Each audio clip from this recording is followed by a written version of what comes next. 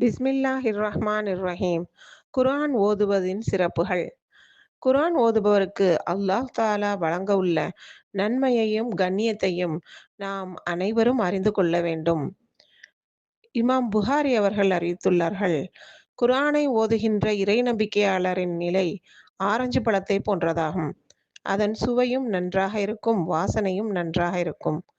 மற்ற நற்செயல்கள் புரிந்து கொண்டு அல்லாஹ்வை நம்பிக்கை கொண்டிருந்தும் குர்ஆன் ஓதாதவர் பேரீச்சம்பழத்தை போன்றவர். அதன் சுவை நன்றாக இருக்கும், ஆனால் அதற்கு வாசனை கிடையாது.